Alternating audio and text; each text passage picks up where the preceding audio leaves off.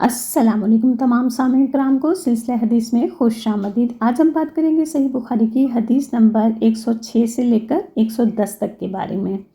ان پانچوں احادیث مبارکہ میں نبی پاک صلی اللہ علیہ وآلہ وسلم کا نام لے کر کسی بھی قسم کی غلط بات کو پھیلانے والے کے لیے سخت عذاب کی وعید سنائی گئی ہے۔ بے شک وہ بات کتنے ہی اچھی اور لوگوں کے لیے فائدہ مند ہی کیوں نہ ہو، لیکن نبی پاک صلی اللہ علیہ وآلہ وسلم کی ذات سے منسوب کر کے بیان کرنے والے کے لیے نبی پاک صلی اللہ علیہ وآلہ وسلم نے کس عذاب کی وعید سنائی؟ آئیے چلتے ہیں احادیث مبارکہ کی طرف اور دیکھتے ہیں کہ نبی پاک صلی اللہ علیہ وآلہ وسلم نے کیا فرمایا۔ حدیث نمبر 106 حضرت علی رضی اللہ تعالیٰ عنہ سے روایت ہے کہ رسول اللہ صلی اللہ علیہ وآلہ وسلم نے فرمایا، دیکھو مجھ پر جھوٹ نہ باندھنا، کیونکہ جو شخص مجھ پر جھوٹ باندھے گا وہ یقیناً دوزخ میں جائے گا۔ حدیث نمبر 107 حضرت عبداللہ بن زبیر رضی اللہ تعالیٰ عنہ سے روایت ہے، وہ کہتے ہیں میں نے اپنے والد زبیر رضی اللہ تعالیٰ عنہ سے دریافت کیا، والد محترم، میں آپ کو رسول اللہ صلی اللہ علیہ وآلہ وسلم سے احادیث بیان کرتے ہوئے نہیں دیکھتا ہوں جس طرح فلاں فلاں بیان کرتے ہیں۔ انہوں نے فرمایا، میں کبھی رسول اللہ صلی اللہ علیہ وآلہ وسلم سے الگ نہیں ہوا، لیکن میں نے آپ کو یہ فرماتے ہوئے سنا ہے، جو کوئی مجھ پر جھوٹ باندھے گا وہ اپنا ٹھکانہ آگ میں بنا لے۔ حدیث نمبر 108 حضرت انس رضی اللہ تعالیٰ عنہ سے روایت ہے، انہوں نے فرمایا، مجھے زیادہ حدیثیں بیان کرنے سے یہ بات روکتی ہے کہ نبی صلی اللہ علیہ وآلہ وسلم کا ارشاد گرامی ہے، جو شخص مجھ پر جان بوجھ کر جھوٹ بولے گا وہ اپنا ٹھکانہ جہنم میں بنا لے۔ حدیث نمبر 109 حضرت سلمہ بن اکو رضی اللہ تعالیٰ عنہ سے روایت ہے، انہوں نے کہا، میں نے نبی صلی اللہ علیہ وآلہ وسلم کو یہ فرماتے ہوئے سنا، جو شخص میری طرف وہ بات منسوب کرے جو میں نے نہیں کہی وہ اپنا ٹھکانہ آگ میں بنا لے۔ حدیث نمبر 110 حضرت ابو ہریرہ رضی اللہ تعالیٰ عنہ سے روایت ہے، نبی صلی اللہ علیہ وآلہ وسلم نے فرمایا، میرے نام محمد اور احمد پر نام رکھو، مگر کنیت ابو القاسم پر کنیت نہ رکھو، اور یقین کرو جس نے مجھے خواب میں دیکھا اس نے یقیناً مجھ ہی کو دیکھا ہے، کیونکہ شیطان میری صورت میں نہیں آ سکتا، اور جو دانستہ مجھ پر جھوٹ باندھے وہ اپنا ٹھکانہ جہنم میں بنا لے۔ ان پانچوں احادیث مبارکہ میں نبی پاک صلی اللہ علیہ وآلہ وسلم کی ذات مبارک پر جھوٹ باندھنے والے پر دوزخ میں ڈالے جانے کی وعید سنائی گئی ہے۔ اب سوچا جائے کہ اتنا سخت عذاب کس وجہ سے رکھا گیا ہے۔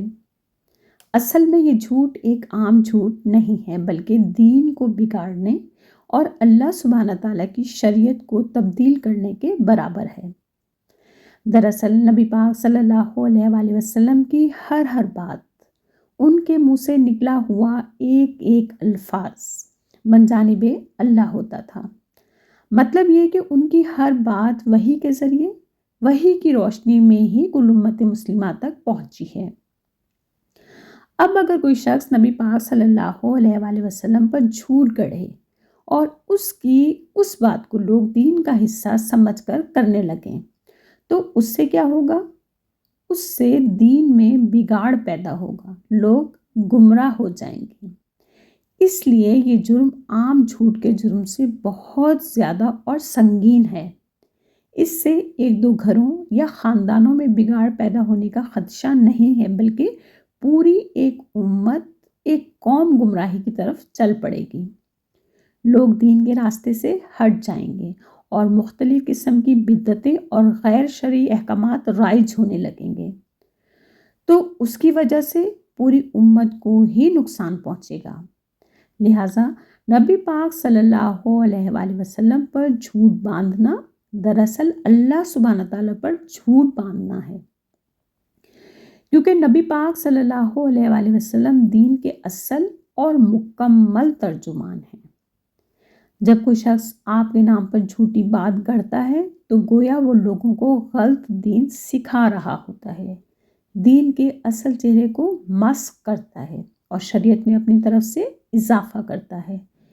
ये बिल्कुल ऐसा ही है जैसे कोई शख्स कुरान में गलत आयत शामिल कर दे। क्या ये जुर्म बर्दाश्त हो सकता है? हरगिज नहीं।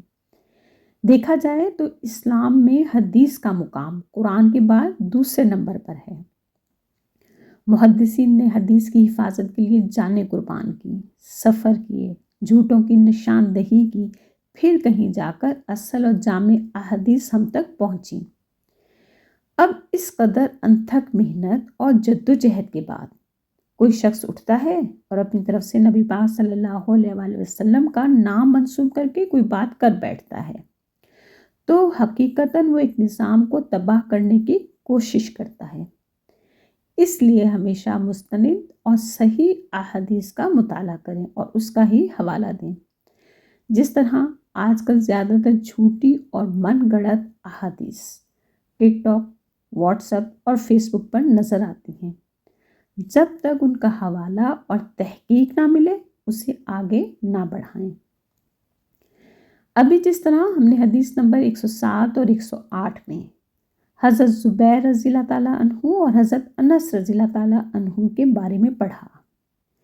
ये वो नामवर सहाबा थे जिन्होंने अपना बहुत सा वक्त नबी पाक सल्लल्लाहु अलैहि वसल्लम की सुहबत में गुजारा। इसके बावजूद हदीस बयान करते हुए डरते थे कि कहीं हमसे कोई गलती ना हो जाए और हम दोज़ख में ना डाल दिए जाएं। और अगर बात की जाए हमारी, तो हम सोशल मीडिया पर बैठकर जो हदीस अच्छी लगी बगैर किसी तहकीक के आगे बढ़ाने में मिनट नहीं लगाते। बात बेशक कितनी भी अच्छी क्यों ना हो, लेकिन अगर हदीस का नाम लेकर शेयर की जा रही है तो बगैर तहकीक के आगे बढ़ाने से हम सबको इज्तनाब करना चाहिए, ताकि हम भी उन दोज़खी लोगों में शामिल ना हो जाएं जो इस्लाम में नित नई चीज़ें और बिद्दतें दाखिल कर रहे हैं। अब मुख्तसर तौर पर हदीस नंबर 110 के बारे में ज़िक्र करते हैं। इस हदीस मुबारका में हज़रत अबू हुरैरा रज़ियल्लाहु ताला अन्हु फरमाते हैं कि नबी पाक सल्लल्लाहु अलैहि वसल्लम ने फरमाया, मेरे नाम मोहम्मद और अहमद पर नाम रखो, मगर मेरी कुनियत अबुल कासिम पर कुनियत ना रखो। दरअसल नबी करीम सल्लल्लाहु अलैहि वसल्लम को अबुल कासिम कहकर पुकारा जाता था, क्योंकि रसूलुल्लाह सल्लल्लाहु अलैहि वसल्लम के एक फर्जंद थे जिनका नाम कासिम था। अरब मुआशरत में आम रवायत थी कि बाप को उसके बड़े बेटे के नाम से कुनियत दी जाती थी, इसलिए आप सल्लल्लाहु अलैहि वसल्लम की कुनियत अबुल कासिम करार पाई। ये कुनियत खुद रसूलुल्लाह सल्लल्लाहु अलैहि वसल्लम ने पसंद फरमाई। इसके साथ साथ ये कुनियत आप सल्लल्लाहु अलैहि वसल्लम की अपने घराने से निस्बत भी जाहिर करती है और आप सल्लल्लाहु अलैहि वसल्लम ने इसे बरकरार रखा। अरब सकाफत में कुनियत एहतराम की अलामत समझी जाती है, इसलिए सहाबा इकराम भी आपको अकीदत से अबुल कासिम कहते थे। तो नबी पाक सल्लल्लाहु अलैहि वसल्लम का ये कहना कि मेरे नाम मोहम्मद और अहमद पर नाम रखो, मगर मेरी कुनियत अबुल कासिम पर कुनियत ना रखो, वो भी उनका कहना इसलिए था कि कहीं कोई बात मेरे नाम से मंसूब ना हो जाए जो मैंने ना कही हो। मतलब ये कि मोहम्मद और अहमद नाम रखते हुए अगर कुनियत अबुल कासिम रखोगे तो इसकी वजह से लोग कहीं शक में ना पड़ जाएं कि ये बात कहीं मैंने तो नहीं कही है। फिर इस हदीस मुबारका में नबी पाक सल्लल्लाहु अलैहि वसल्लम का ये कहना कि जिसने मुझे ख्वाब में देखा उसने यकीनन मुझ ही को देखा है, क्योंकि शैतान मेरी सूरत में नहीं आ सकता। तो ये नबी पाक सल्लल्लाहु अलैहि वसल्लम से मोहब्बत और उनसे चाहत का एक इनाम है कि इंसान के दिल में नबी पाक सल्लल्लाहु अलैहि वसल्लम से जिस कदर मोहब्बत होगी, उनकी सुन्नत के मुताबिक जिस कदर ज़िंदगी होगी, तो फिर उस सूरत में नबी पाक सल्लल्लाहु अलैहि वसल्लम का ख्वाब में आना दर हकीकत उनका ही आना है। लेकिन ये बात भी जहन में रखने की है कि अगर हम में से किसी को गुमान हो کہ میں نے نبی پاک صلی اللہ علیہ وسلم کو خواب میں دیکھا ہے۔ تو آنے والے شخص کے حلیے پر غور کریں۔ اگر اس کا حلیہ نبی پاک صلی اللہ علیہ وسلم کے حلیہ مبارک سے ملتا ہوا ہے تو پھر سمجھیں کہ واقعی ہمیں خواب میں نبی پاک صلی اللہ علیہ وسلم کی زیارت نصیب ہوئی ہے۔ امید کرتی ہوں کہ یہ احادیث مبارکہ بھی ہم سب کے دینی علم میں اضافے کا بہترین ذریعہ ثابت ہوئی ہوں گی۔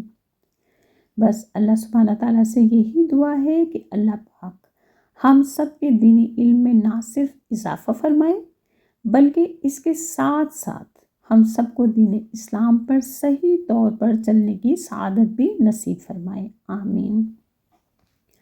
اگر ویڈیو پسند آئی ہو تو اسے لائک اور صدقہ جاریہ کے طور پر شیئر کرنا ہرگز نہ بھولیے گا، اور اگر چینل پر نئے ہیں تو براہ مہربانی چینل کو سبسکرائب کرتے جائیے۔ اس کے ساتھ ہی اجازت دیجیے، انشاءاللہ پھر ملتے ہیں، اللہ حافظ۔